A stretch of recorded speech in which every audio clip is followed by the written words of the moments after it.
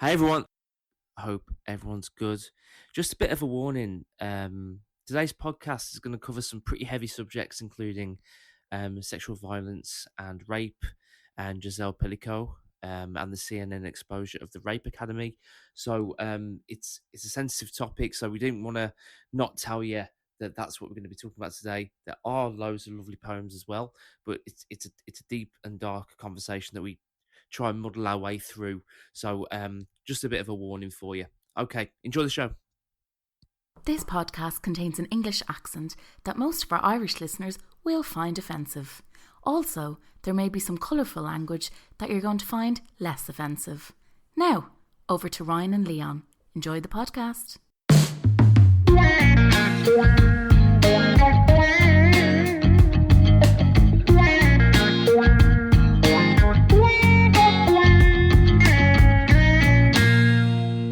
Nothing will stop you being creative so effectively as the fear of making a mistake. Creativity is not a talent. It is a way of operating. Creativity is not an ability that you either have or do not have. McKinnon showed that those regarded by their peers as most creative were in no way whatsoever different in IQ from their less creative colleagues. The most creative had simply acquired a facility for getting themselves into a particular mood, a way of operating. So you cannot be playful if you're frightened that moving in some direction will be wrong, something you shouldn't have done. As Alan Watts puts it, you can't be spontaneous within reason. Go on, do your Alan Watts impression. I'm going to butcher it now that the mic's on. He's He's like, you cannot go through life without a piece of cheese in your pocket. A piece of cheese symbolises the need for cheddar, of money in one's pocket. But the cheddar will go rotten in teams of fucked it. I don't know who He's Alan got Watts a rap. is. He's like a fellow who smokes 100 million smokes a day. He was an Eastern. Philosopher. Yeah, he specialised in the Eastern philosophy, so he's all into like Taoism and Buddhism. I think he was like an advocate for Buddhism. He would educate people on Eastern values rather than Western values. It's if you've ever been on like doom scroll at 2 o'clock in the morning and there's that soft piano music and there's usually like a meadow at dusk and then there's a raspy man talking about the way of life, it's more than likely 99% Alan Watts. It was John Cleese talking about Basil creativity, Basil Fawlty. I was watching telly the other day, right, and it was like after Married at First Sight, and then we just watched First Date Silence, so like it's in the 11 p.m. kind of time. Yeah. Flicking through, and I found Gold member. Austin Powers, Gold member, right? Gold member. A little bit like the classic comedy films and that.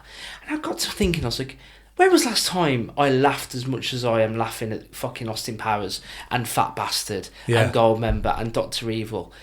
Do you think comedy films are they don't seem to be as good. They don't seem to be as much crack. Like as soon as Steve Carell starts to turn his life a bit more seriously and do dramas, he seems to be the last really good comedy. Yeah, they're not as Will Ferrell's doing serious stuff now again, and like slapstick kind of outrageous, but like not too outrageous. It's just ordinary people acting ridiculous.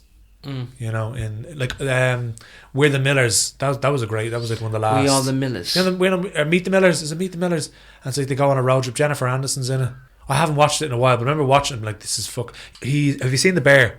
Have you seen the fella who lives in Copenhagen with the big gorgeous blonde hair? Oh right, yeah. He's in Bandersnatch. The fella with the really dramatic eyebrows. Bandersnatch, the Mirror, Black Mirror thing. Yeah. You know the fella? He's got really dramatic eyebrows. He's young. Oh yeah, that guy. Very dramatic. Very dramatic. He's the eyebrows. lead in Bandersnatch, isn't he? Bandersnatch. Yeah. Look at his eyebrows. They're very dramatic. Very dramatic. Yeah. He looks like he's pissed off all the time, but he's in The Bear as well. And that was like a ridiculous kind of comedy. It could be plausible, but like I need to watch it. Yeah, it's really good. Because all those comedic films that you think about, like Robin Williams, Jim Carrey, like the iconic movies that are really good crack, you are relying on like one person to go like I can do this. Yeah. Like a bit like what John Cleese is saying. Like it's not. It might be about like one-off talent, but also those people that have the funny bones do also need creativity, structure to go, okay, no, I can do this. Do you know what's happening now at the moment? Because it seems to happen, there's like cycles of comedy. So in the 90s, it's all about sitcoms. And like any comedian that was relatively good would be picked up on a sitcom in America. And then it was like the early 2000s, 2010s was like movies, slapstick movies. You had like the one with the hen party and they go away. Bridesmaids. Yeah. Bridesmaids, Melissa McCarthy, you have, you have all these, Amy Schumer and all, you have all these, Pitch Perfect, you have all these different ones that are all kind of involved. And then now it's like comedians that are coming up, it's all about comedy specials. They're all doing like Netflix comedy specials and Amazon Prime specials. So maybe the comedians that are like would be really good for those films, they're just not, they're doing their own, they're touring as comedians rather than as actors that'll be in comedies. So that could be just a random theory that I've pulled out of my arse, or it could be true. Could be true. It's the joys of having a podcast. You don't actually have to be right. You just have to sound like it. Well, we might just still be drunk from our trip to Wolverhampton, the Midlands, also as well. Yeah. Did you have a good time in my hometown? I did, yeah. I even tried warm beer and I survived it. You had a couple of warm beers actually, didn't you? I had to have a few pints of cold beer before I had warm beer. You were flipping between. Yeah, and then there was one warm beer that was relatively cold. You got one that was like a cup of soup. Yeah. Even you said it was too warm for you. Yeah. When you put the pint of beer on the table's colder. I think I only realised that when I was like, hang on, what's colder, the beer or the fucking table's colder? Yeah. Tepid beers, just, I don't know. But it was good, yeah. That was nice to see your parents and travel. Got to see Jan Brierton and Henry Normal. That was great. Yeah, we ended up going on stage as well. Did get to do it on stage. That was good bit of crack. That was good crack, yeah. Found out just as we boarded the flight to Birmingham that we were going to go on. Well, there you are. And that gives you a bit, doesn't it? That does, yeah. Very exciting. It's nice to be asked. It's always to be asked, Jesus Christ. Yeah. And I think as well with creativity, it's not just about what you got, it's can you deliver it? Are you responsible? Can you be relied upon? I had a conversation last night. I was at Matilda Lottie's EP launch. But I was driving home with Sean Collins, who's another great Irish singer-songwriter. And we were just having a chat. It was like driving down the motorway at 11:30 at night. And he just asked me, he's like, where do you think your writing comes from? And I was like, a very heavy question to be asked. It was a good 11:30 in the evening conversation to have. Yeah. And I was like, I'm under the idea that everyone is like an antenna and it's like radio waves. And everyone has an antenna, but some people's antenna is stronger than others at the start. And some people get like, they're really creative just naturally, but you have to keep working on your antenna to keep getting it from wherever the fuck it comes from. Because I've written stuff, and I'm sure yourself as well. You ever write something and time goes by and you read back and go, where the fuck did that come from? I didn't write that. Or like, that's really good, because there's been such distance. It's not good. Or it's not good, yeah, exactly. There's good and bad. But like, I think that it's like everyone is, and I think that's what he's talking about in that clip. It's like everyone can be creative. It's just you have to work on it like it's a muscle. And the more you do it, the easier it'll come to you. Whereas if you take a time off, take like fucking 6 months off your writing, you come back and go, I've lost it. No, it's like taking 6 months off the gym and then going back to try to get a 1RM fucking back squat. You're not going to be as primed for it, So, but anybody can build it. Anybody can have an antenna and work on it. Get out there on the FM airwaves. I like that. There you go. I like that. You can keep that. Get on. Thank you. You should frame it. Put it on your wall. We're going to be talking about, you'd hope so, we've got poems for the show. Hope so, yeah. Fucking poetry podcast. Hope so. We've got a poem from the collection of poetry selected by the British broadcaster Trevor McDonald. Tell you, £2 you got this we for. picked that up for £2 in the charity shop. We have been rinsing this book. Rinsing it. Brought it on stage. Fuck, it turns out one of my poems was in it, do you remember? Because I didn't want to read off my phone. Turns out one of my poems was in it. I was lucky. We're now reading poems from the great... And did you That's read a good them? investment. What's his title? Trevor McDonald, popular newscaster and also chairman of the campaign for better use of the English language. Like, what the fuck does that mean? Well, and that is everything that's wrong with people who like poetry. And if anybody wants to start the campaign for the shiter use of the English language, I think we're the ones that are going to run it. That's just the most knobbish title. Knobhead. I'm just making sure that people use the English language better than they usually That's are. actually how he sounds, though. I don't think you've heard him speak. I'll show you a clip later. I'd say he farts and it smells like a Chianti.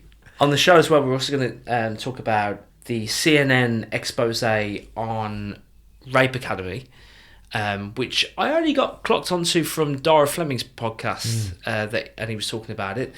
And we'll have a conversation about it, but also got the help of Jodie, who got in touch, and she is a lecturer at University College Cork, and a poet as well, who's going to help us kind of get a bit of a better insight into that through poetry, because that's important as well. Yeah. But one of the lovely things about actually going to Wolverhampton was we ended up meeting someone who found the show. Oh yeah. So yeah, mad. So like we got a follow from someone called Charlotte maybe a week before we flew, and we sent everyone a message welcoming them to the community. Thank you so much for following us. And she said, "Oh no, a friend of mine also already listens to the show. I'm from near Birmingham. I'm into poetry. I run workshops, and really like the show." And then we said, we're going to be in Wolverhampton at this gig. She bought a ticket, and we ended up meeting her. Yeah, it was deadly. Yeah. She's a friend of DK, who's in our volume 2, actually. DK, absolutely, yeah. And hi, DK, how you getting on? We'll share a poem, actually, from Charlotte. Lovely. Yeah, it is lovely. I think this is great that like, you can just kind of, through social media and the podcast, meet people like that way. It's such a lovely thing. It's the soundest way to meet people. Isn't it? Yeah. This is a poem called Isle of Tiles by Charlotte McDermott. I adored visiting B&Q with my parents, running down bath-lined corridors with shower-covered walls, hiding in dollhouse displays, kitchen models, taps for days, door handles and wood panels, towels and flannels, screws and fixtures, tools and mixtures, toilet seats in every style, pivoting down the aisle of tiles, square samples of ceramic cut and filed, fired and dried, solid and see-through, but no worker or guardian saw through me, taking fistfuls of every colour, jamming them into my child pockets, bulging and splitting at the seams, clinging to a quadrilateral sea of glass dreams, confessing after years of keeping, holding on to them to this present day. But the tiles were free anyway, carrying my cornered guilt through gardens of pillow and plant, blue pouch brimming with childish treasure. The secret was mine for so long I forgot how to share. The pleasure of stealing tiles, too much to bear, too sickly, too sharp, too much memory to let go of.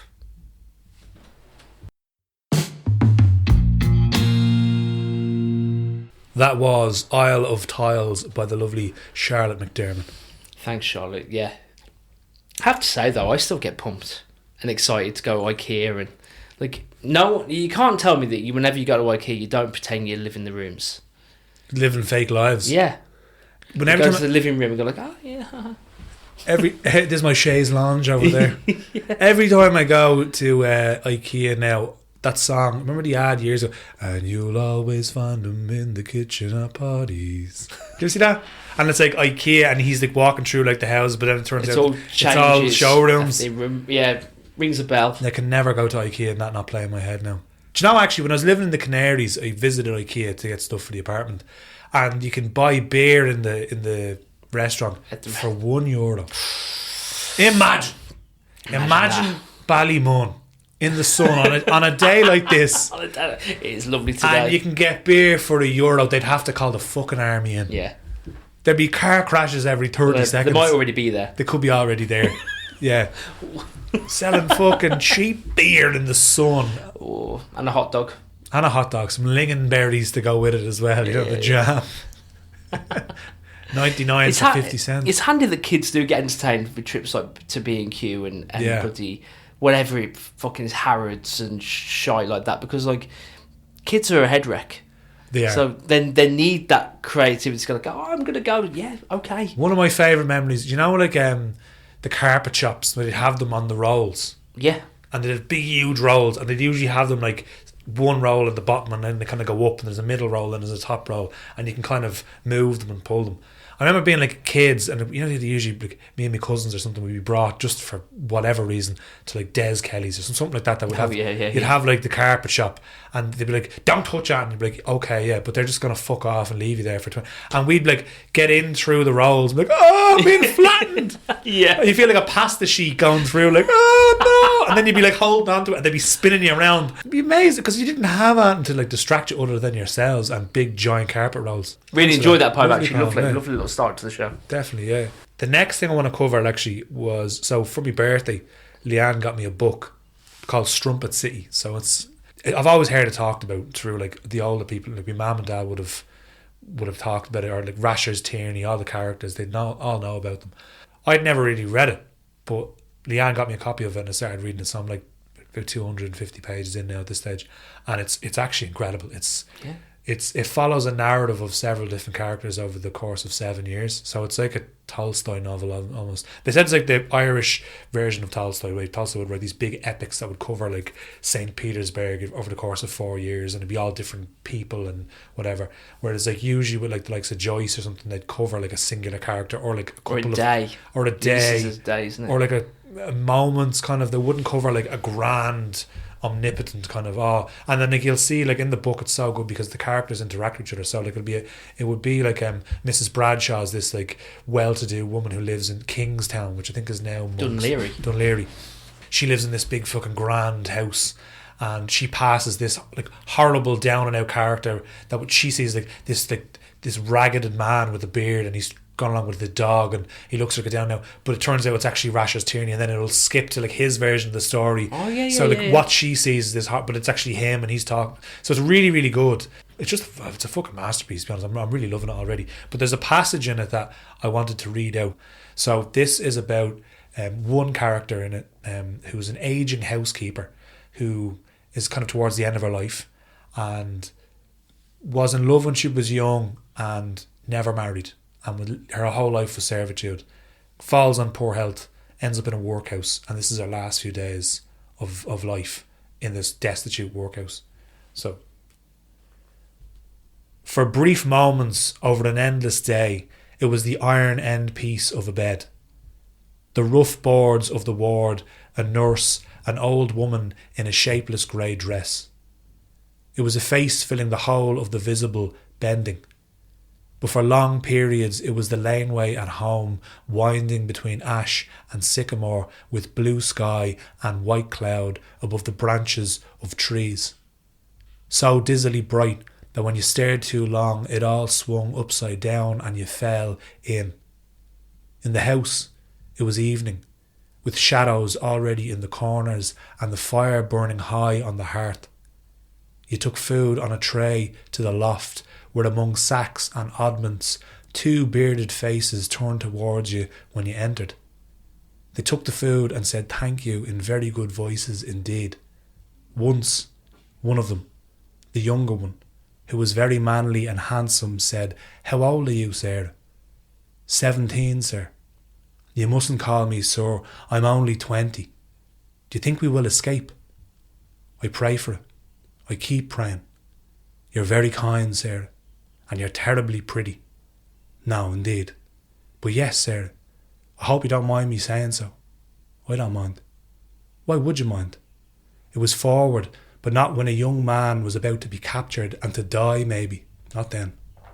Or the evening when he came down to the kitchen and asked if he might speak to you for a little while. Or the morning the soldiers came, and his eyes, the way they looked at you as they took him away. You walked again among the ash and the sycamore, and in the terrible silence that would never more be broken, it was the look in the eyes you remembered. She would never breed men like that again. Ireland of the heroes and the songs and the great deeds. It was strange you could remember forever a young face and strong fingers reaching to take bread from a platter, and a voice saying, "You're terribly pretty," and a look in a pair of going away eyes. It was ash and sycamore. It was shadows and a fire. It was bare boards and a nurse and the end piece of an iron bed.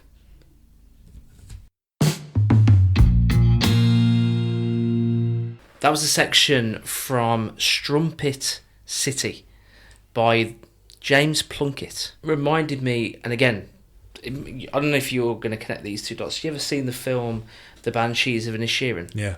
And the scene where Barry Keoghan, his character goes to the lake. The lake, yeah, and he makes a last ditch kind of attempt to find love and gets pied. Yeah.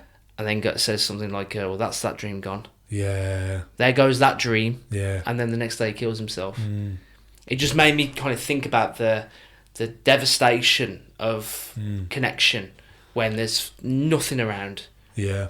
Like I love how it starts kind of, it's obviously, it starts as it ends, or it ends as it starts. So it's iron bed, ash and sycamore, eyes of a soldier, or of a rebel, fire. And then it goes back to the eyes of a fire, then it goes to the ash and sycamore, then the iron bed. So it's like a circle almost. Yeah.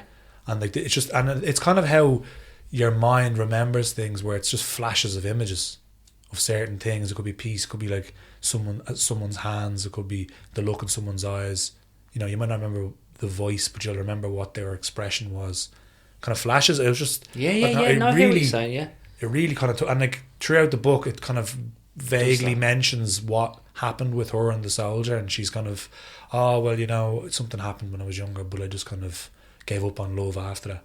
And then it's only at the very last kind of moments of her days, she's actually, the story tells you what happens, and it's just that passage. And this book is like 550 pages, and that's only like one paragraph. It's just incredible. Kind of pushes us to the next thing we'll talk about, which is the reality of a life as a woman. But I'm reading Frankie by Graham Norton, who I've never read any of Graham Norton's books before. Mrs. likes Graham Norton. Yeah. But it's a story of a woman. She's like about 80 years old, and she starts retelling her story because she's sparked by this energy of a new carer who's like asking her questions about her life and what was it like. And they're both from West Cork, I think they're both from. And she was born in 1940. Right. Okay. So it talks about her life as a child and that. And the first thing that happened to her when she came of age was she was forced to marry a priest. Essentially, the priest went to the family and kind of said to the parents, "I want to marry your daughter." Was he a Protestant priest? Protestant priest. Oh, okay. Yeah, they can marry. Priest. I was wondering because Catholics Protestant can't marry. priest. Yeah, Protestant priest. So the parents said to the girl, "Listen, we've got amazing news for you. Game on. You're like a reverend or a vicar or something." Yeah. So you're in the church. So she goes, "What is happening to my life now?" I was like, "No, go on." Then she ends up like marrying this fucking priest, who then kind of realises it's not working out after they like share a couple of marital bed situations. Doesn't work out. He starts riding someone else from the town. Dirty bugger. And she sees it. Oh, and at 20 years old, this young girl's like, what am I going to do now? So she's like, fucking hell, I've got no power. I live in the church. I'm like treated like a lower class citizen. Yeah. And I'm only a young girl. Yeah. And then she kind of meets another fella in the town that she was delivering food to. Right. Like eggs and milk and that. The Reverend saw her, got word that she met this fella and cast her out the church. Oh wow. I was like, oh, I'm renouncing you as my wife. Get out, you're a slut, you're this, you're that. Yeah. And then she gets he's off riding someone else. Yeah, and then she's only 20 years old. She gets like picked up by her parents again. That's the first experience. Imagine that as a man. Like that's not that long ago. No. Wasn't it? It was in Ireland. There was a law that the man controlled all the money. So if you divorced, the man got everything. And essentially, it was like the woman was like owned by the man. Essentially, which is fucking mental. Because men are ticks. You wouldn't let a chimpanzee own you. Do you know? It's not far off. No, we've got mistakes in us. We're not financially reliable. We don't think as much. No, we definitely don't think as much. It's my theory that women think too much and men think too little. So when a woman asks a man what's he thinking about, and he says nothing, they just can't comprehend what we're talking about. But for us, it's just radio silence. It's like Just nothing. For hours. I'm literally thinking about nothing. No, Seashells. just starting staring. Yeah. Thinking about the Wolverhampton Wanderers team in 2006. This is press Like matters. those memes that have like the couples. Yeah. Like, what's he thinking about? He's Thinking probably about thinking about Chino. how is he? Ribbon Nevers is getting on now. We laugh, but there's a different life. Yeah. And we have to acknowledge that between men and women. Mm-hmm. And I think now there's probably more division than I remember. There's a lot of division. I think we're in a culture of polarizing perspectives and opinions. I think it's more in the open now. I think before people didn't talk about it as much, whereas now, and I think social media is ramping things up. Now it is used for like, social media can be used to expose things. Like say for instance, Louis Theroux, we talked about the Manosphere, Louis Theroux's documentary, talking about how ridiculous it is and like showing the lads are all like, they're all charlatans and they all really don't know what they're doing. But I think a lot of division is being spun as well through online. But it can also be used for good in the sense that it can expose things that are, you know, that need to be talked about. Yeah. The reason we're talking about this, and we kind of already had the Manosphere episode a couple of weeks ago, so like, you know, I don't want to be going over old ground of like, this is what we think you should do, and that's not really what we do anyway. Do you know what I mean? We're just fucking... We're not here to preach. No, we're not. We're not preachers. We know nothing anyway, so... No, and it's better to know nothing than knowing everything, which That's is not a true. male perspective. Men like to know a lot. We're going to mansplain about how we know nothing. Yeah, yeah, which is the opposite really of what most men do. Yeah. But As a man, we know this. That's what we're man. You've got to know something. We got a message from someone who I think is new to the podcast, who is also a lecturer at University College Cork. Her name is Jodie Moore, and we got wind of the Rape Academy. I know you don't know what it is. I'll give you the kind of high level. It's a website that was visited 62 million times. And it's basically a platform. It's an anonymous messaging platform that men are using to trick their wives, drug their wives, tell each other how they're manipulating their families and kind of getting one over over the women in their life, and essentially committing sexual crimes and talking about it and sharing best practices around how to do this. And it echoes the story of Giselle Pellicott, the woman who was raped by her husband and 50 of his associates who he found on the dark web. So the Rape Academy's on the dark web. It's not it's not the regular internet. No, I think Motherless is on the dark web. But What's Motherless? I think it's the website. I might be getting myself confused here, but Rape Academy and Motherless, I think they're both websites. Okay. There must be both websites. Yeah. And one's a forum and one's a not. forum and one is a course, perhaps. Jesus Christ. Again, I need to look into this. You know, some things you kind of get wind of and you're like, naturally, like, that is too devastating to look into. Yeah. But the CNN article about it, it's quite... it's immersive. Like, you click the link and it takes you into a fake chat room and messages come up and you can't not... It's right in your face of what these men are doing. And let's get Jodie's perspective. Jodie's a lecturer at UCC in sociology, so a really interesting perspective on men, this, and the why. So this is Jodie. Okay, let's just pause for a second and think. A rape academy. An academy. Like a music academy or a police academy. An academy is somewhere you go to learn and to train and to refine a skill, like playing the piano. Except this one is teaching men how to be rapists. I mean, what the actual fuck? And before anyone tries to soften that or look away, we can't. Because millions of men didn't just stumble across this, they went looking for it. Don't say not all men, because there's enough of them that when a woman sees you on the street at night, even if you would never hurt her, she is probably worried that you're a rapist. Are the men okay with that? So the question isn't just who are these men, The sociological question is, what kind of a society makes this possible? I'm a sociologist, so unfortunately, I'm not allowed to just scream into the void, tempting as that is. I have to ask structural questions. And when you zoom out, you start to see a pattern. We live in a system that is patriarchal and capitalistic and tells a very specific story about what it means to be a man. So we have words like provider, protector, dominant, successful, in control. And if you as a man are not those things, in this system, that means you've failed. And that is explicit. At the same time, that same system has been quietly dismantling the conditions that make that success possible. So stable jobs are gone or precarious. Community spaces have been eroded. Places where men could actually talk to each other without posturing, without competition, almost non-existent. Community solidarity and the capacity to organise, gone. So what happens? You get men who feel like they're failing, but have absolutely nowhere to put that feeling. No language for it, no space for it, no support for it. And that pressure doesn't disappear. It gets redirected.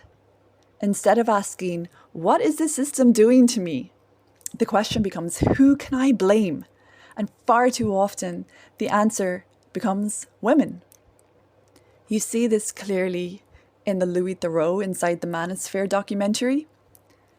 Young men, often working class, often marginalised, looking for direction.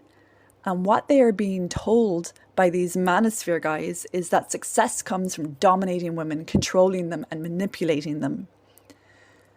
That masculinity is something you perform through power over others. It's a script. And it's a bad one. And it's been sold as a solution. But here's the thing. Learning how to dominate women is not going to fix your rent, and it's not going to solve the housing crisis, and it's not going to give you job security or a future. In this day and age, the only place where working hard every day is guaranteed to get results is in the gym. And that's why they're all obsessed with having hard bodies. Like their bodies are a site of proof for their delusions, empowering them towards domination. But it's not empowerment. It's misdirection. And in its most extreme form, that misdirection becomes something like a rape academy, which isn't just shocking, it's logical within a system that rewards domination, suppresses emotional expression, and leaves people feeling isolated and angry and looking for somewhere to put it. But here's the part we cannot lose. Men and women are being set against each other in a system that benefits from exactly that division. Because if we're busy blaming each other, we're not looking up. And we see this misdirection everywhere. So the housing crisis, blame the immigrants. Cost of living, blame the working class. Social breakdown, blame drug dealers and criminals. But it's not the lads in tracksuits who brought this country to the mess it's in. It's political and economic decisions. It's a system that concentrates power and strips away security. So yes, call out the horror of the rape academy. We have to be angry about it. We have to be. But let's not stop there.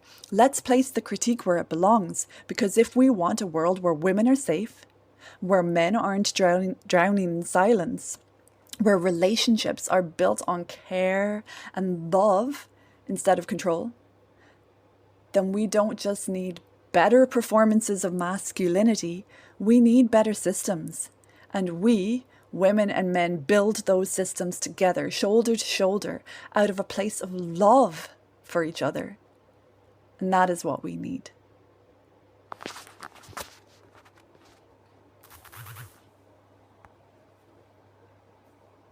Thank you so much, Jodie, for sharing that passionate perspective from a sociologist. Yeah, and it's really interesting to get that perspective. I never thought about the fitness side of the manosphere and that reflecting strength and power. So that was interesting. That's something I never really thought about before, because we both go to the gym. So like I don't see many of the toxicity that the manosphere brings in the gyms that we're in. I think so you do classes, don't you? So I do classes, and you do CrossFit. So yeah, it's just, I think generic gyms, there's kind of like bodybuilding sections where... Or the jail gyms that the manosphere use, like all outdoorsy and all got fucking... Jail gyms? Yeah, no, like gyms in jails, in films, where like they're all outside and they've all got like pull bars. Calisthenics and stuff. They're all doing pull bars, aren't they?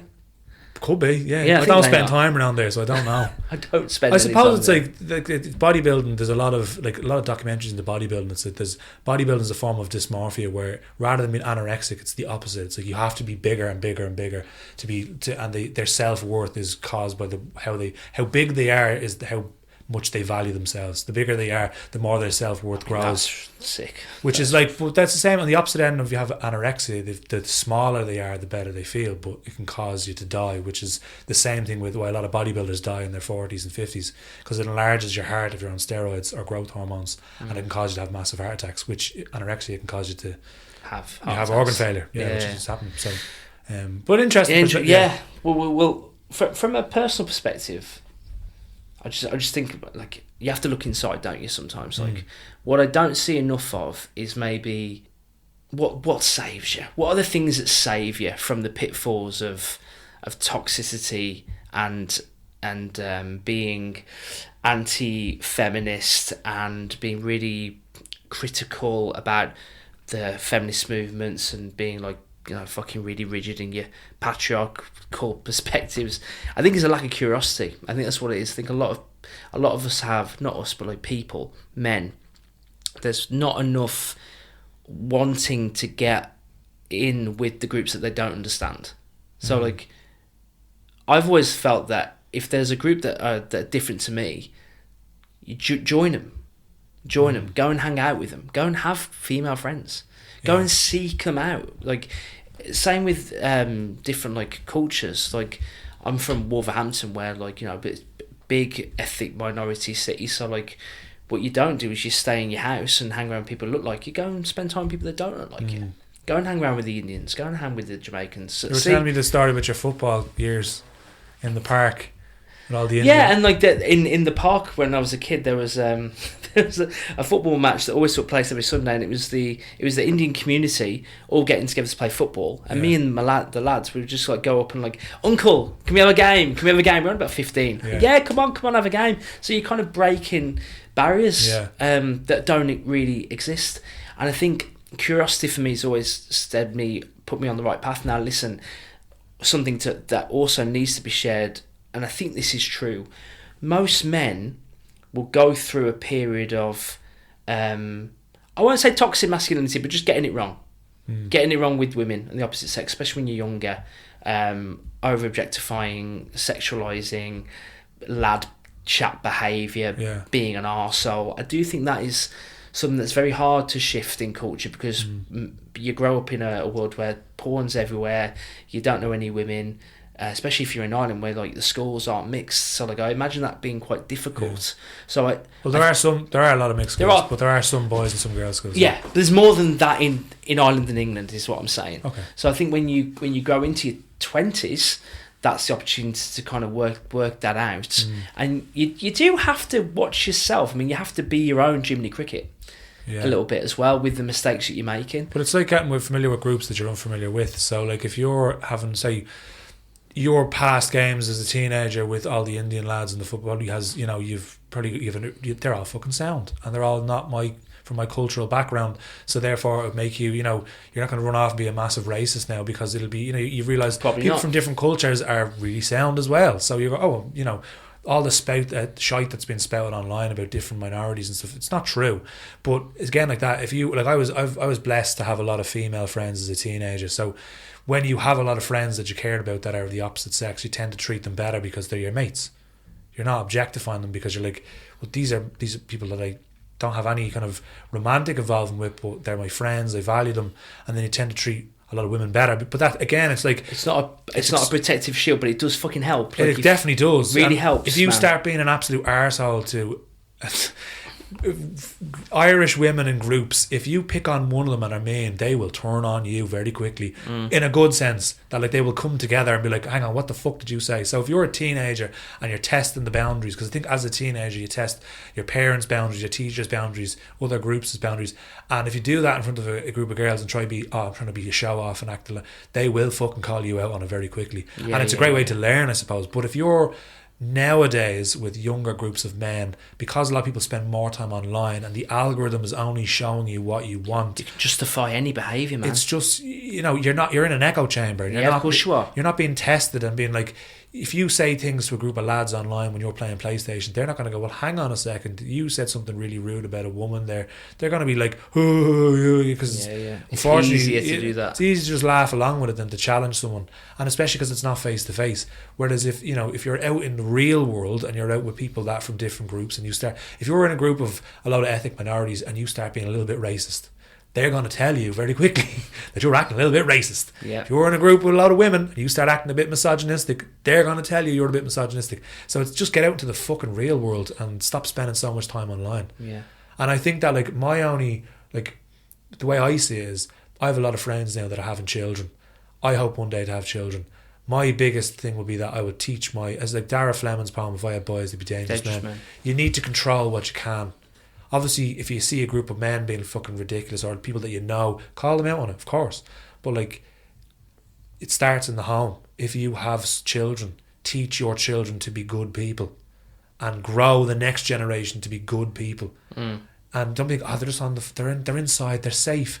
You don't know what they're fucking doing in their bedroom. You don't know who they're talking to. You don't know what conversations. So sit them down and talk to them about, what are your, how do you feel about it? Or just bring it up in a casual way. That's the problem with I think Jimmy Carr was talking about like how young people have stopped like going to social clubs and the pub and that. Like, okay, granted, you can't always be drinking, but the pub, social clubs, they do help you get kind of a helpful soundboard in your perspectives. Like, let's say one person, two young men, right? One never leaves the house, the other one doesn't. What person of those two people are more likely to be challenged on their opinions? The one that leaves the house. The one, because that's how it works. Because I could make up an opinion now. Yeah. And then go online and leave this podcast. The sky is purple. Yeah. It's not really Sky's blue. purple, Grant. Sky's purple. Go online. Some purple skies. I will find a community of people that can justify my perspective. Purple sky. It's how the flat earth fucking community came about. But it can also show the echo chamber of online, that if you meet people, well, maybe the earth is fucking flat. I've been watching Facebook and documentaries that are 100% true. That are 100% true. They are. True. I saw it on Facebook. It's definitely true. It exists. Therefore, it must be true. And I know Ricky Gervais is a very controversial figure. Some people don't like his values, but he says we live in a world where opinion matters more than fact. That statement, whatever you think of Ricky Gervais, that statement is so fucking true. That we live in a world, if my opinion is stronger, if I shout louder than you, I might not even be correct. I might win the argument because I have enough people listening to me now. That's fucking mental. And that's how it happens. People just come together. And we're going to share a poem now about the Giselle Pellicott by the poet Kemi George Simpson, who Jodie had recommended to us to get in touch with. And I guess not to take this conversation to a place where, like, let's be honest, we're not part of the Rape Academy, but so we're trying to kind of share what we think might happen from our own quite regular, balanced. We're not in that space. No, so we don't really know. So it's difficult, for us to be that useful, but hopefully there are some things that we're sharing that might help someone who's maybe locked in their fucking bedroom and like might be one of these fucking people to maybe come out. We're not going to sit here and pretend that we know what we're talking about. So we've gotten people that do know what they talk about to actually talk about it for like us. A sociological lecturer. Yeah. So you can't blame us. We have two gobshites in a box room pretending that we know anything about a culture that we have nothing. We're not involved in. And thank fuck we don't. But I feel bad for people that are in any way associated with it, and also that are subjected by it, because that's just terribly sad. Yeah, really sad. This poem is called Unmasking by Kemi George Simpson. Rape academies encourage heinous crimes, and they are a social tragedy. I wrote a poem based on Giselle Pellico's experience, as her story is one of victory over evil. Giselle Pellico is a French woman whose husband drugged her consistently for 10 years. He raped her and invited other men to rape her in her sleep. And he taught these men how to drug and rape their own partners. In poetry, the political is in the personal. When I watched videos about Giselle Pellico and her daughter, I was moved by the everydayness of their sufferings and victories. I was also moved by the support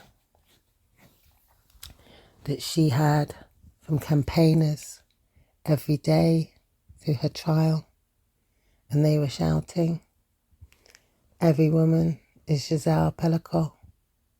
And this gave me the confidence to write a poetic monologue in a voice like hers, using details of her story.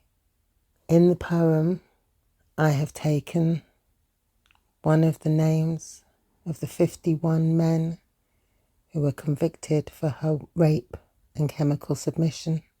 I've also mentioned Motherless, which is a Rape Academy site, and I've mentioned her ex-husband who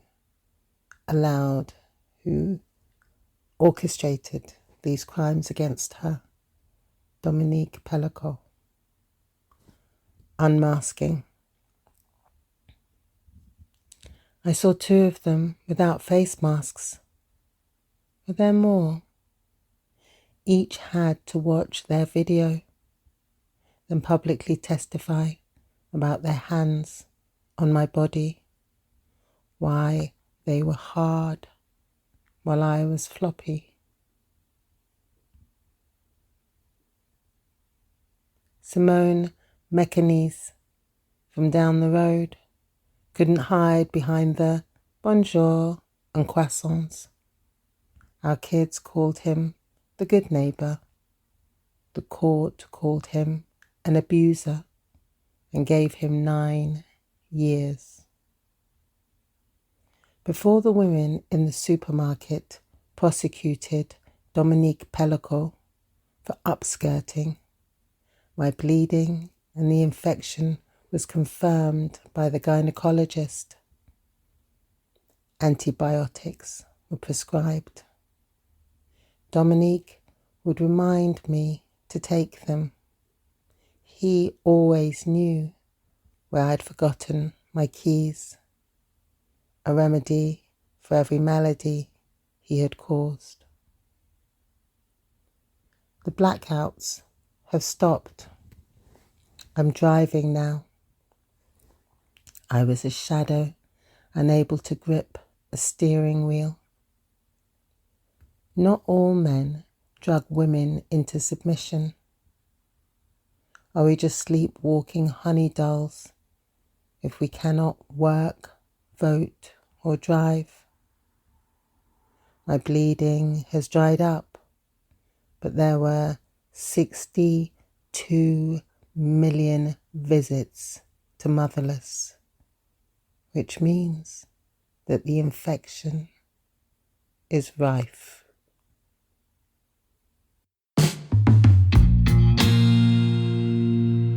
That was Kemi George Simpson with Unmasking. There's a lot of there's evil out there that your brain just can't comprehend for being a normal person. It's like Joseph Fritzl, remember? Yeah. And there's evil out there that exists that we can't comprehend as normal people, but it's there, you know. Oh, it's fucking there. Yeah, I'd like to hold like that. There's good in everyone, but there are some people out there that are genuine evil. I think the majority of people you meet are good and have good in them and the ability to be good, but there are those out there that are evil. Yeah. No, I agree. You know, I think, and that is like, you either see people as people that have a heart and a brain and a soul, or you don't. And if you don't, you're open to many a crime. well, look at like Many a fucking crime. If you look at, there's the othering of people. So if you other women, they don't be seen as human beings; they're seen as objects.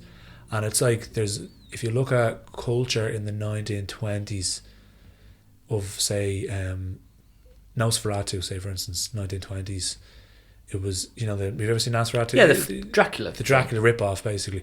But the way he has like the long fingers, the hook nose thing. So Nosferatu was a German stereotype of what a Jewish person was. They had the long fingers and the big nose. They were a parasite that came to infect Germany.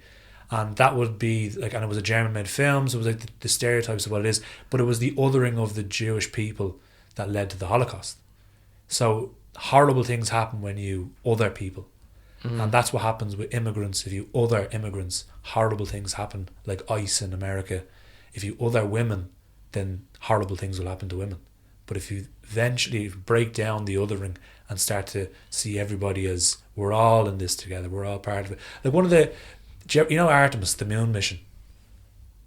The Artemis mission, they sent to the dark side of the moon, they took pictures recently. Recently. They just landed only like last week.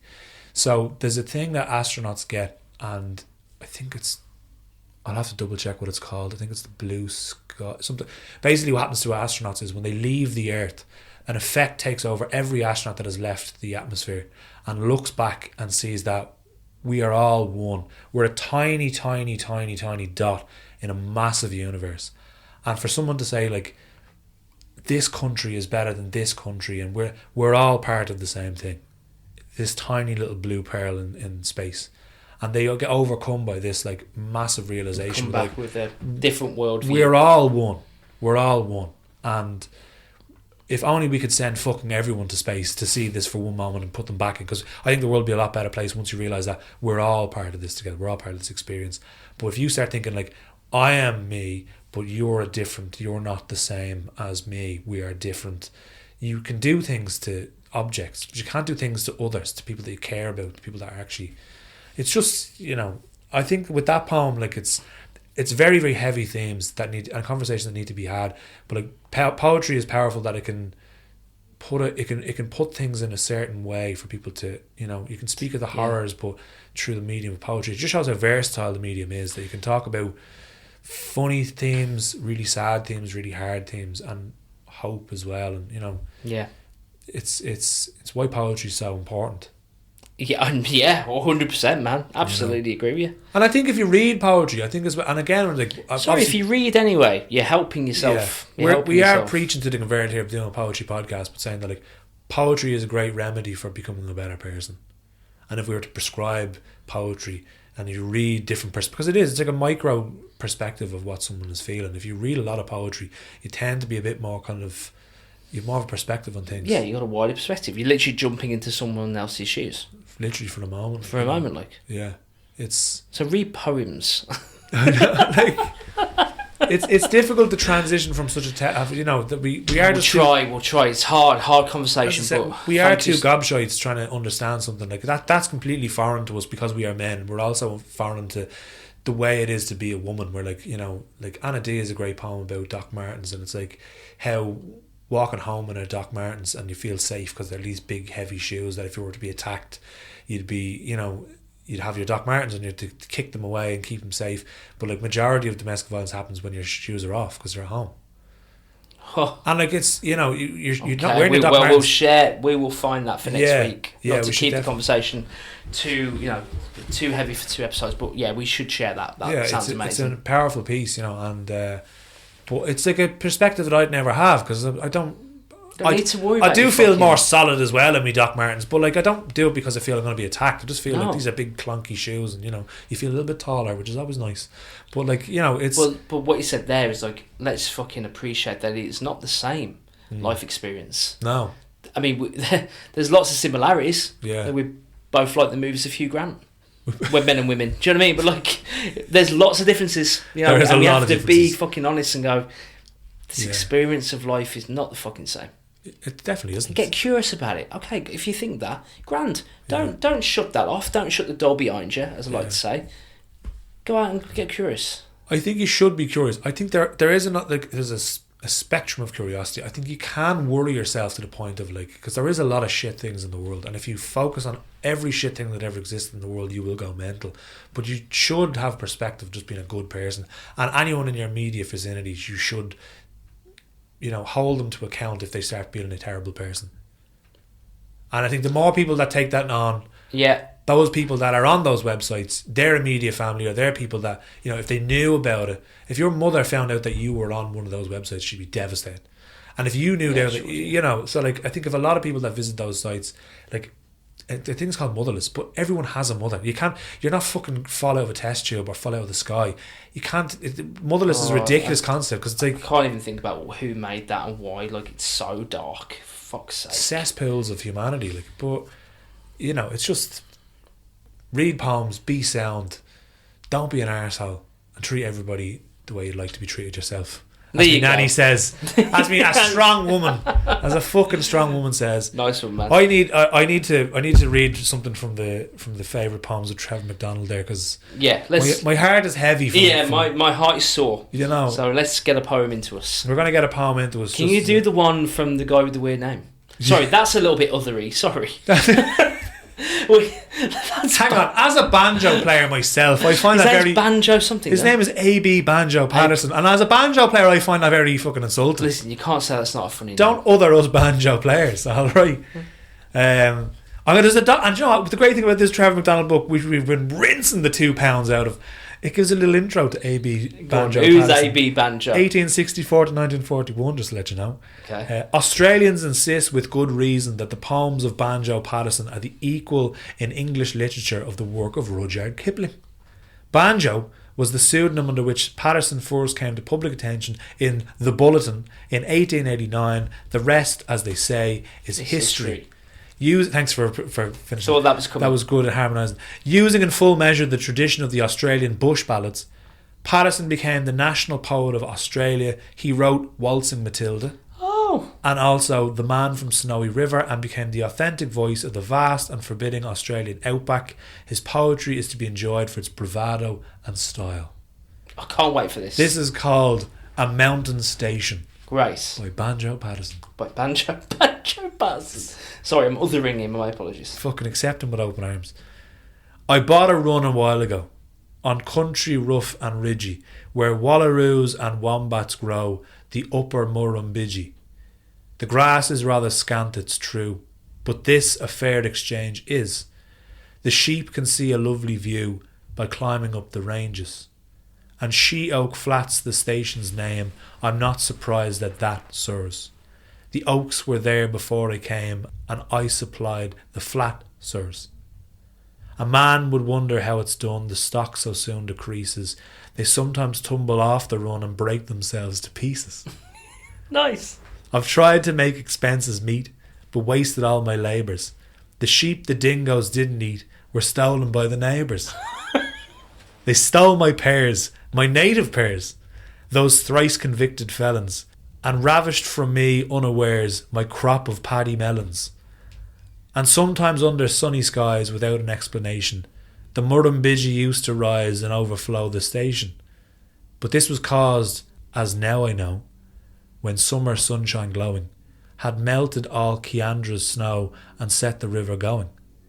Then the news perhaps you read, stock passing, Puckawidgee, fat cattle, 700 head, swept down the Murrumbidgee, their destination's quite obscure, but somehow there's a notion, unless the river falls they're sure to reach the southern ocean.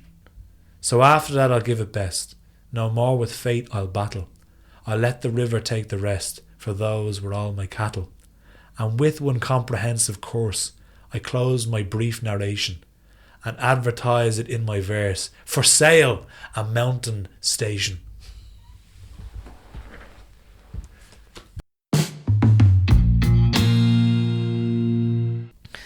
That was AB Banjo Paterson with A mountain station. a mountain station.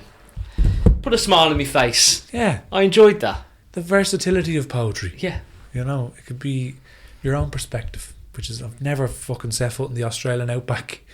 Yeah. Apparently it's quite rough. So, you know, obviously the fucking thing taking your cattle away, the river. Fuck's sake. And all you want is they would have a few sheep. Just want a few I sheep. might not have a few sheep. Just want a few fucking sheep. Play me Banjo Paterson. We'll wrap up the show with a track from someone who you saw last night at the EP launch of, Matilda Lotti.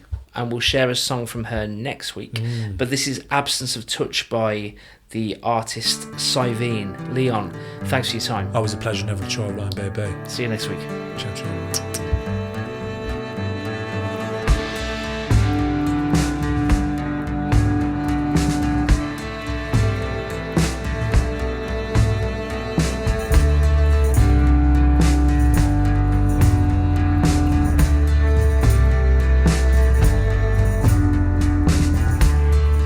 Absence of touch makes me quiver. I'll shed my skin. Will you come any quicker?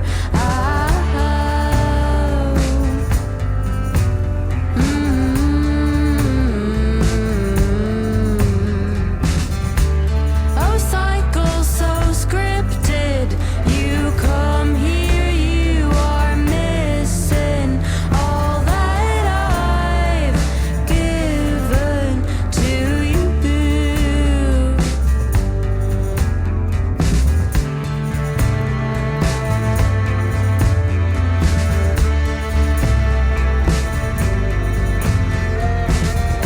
Oh, it's been written.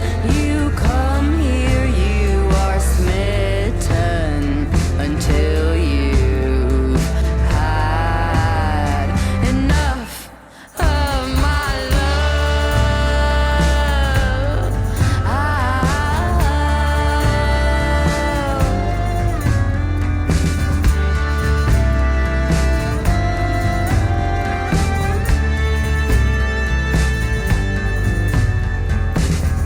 Oh, I'm your missus. You'll cook, I'll wash the dishes. Oh, look how you've let me in, or not. What's going on? What's going on and on and on? This can't go on and on and on. Oh, this life you've been leading, the damage is real. Yeah, this life it is fleeting, and all that I feel. Yeah, you look back, regret that. Well, yeah, you've been me. Now go scrub that body clean. Nah, can't go on. Nah, won't go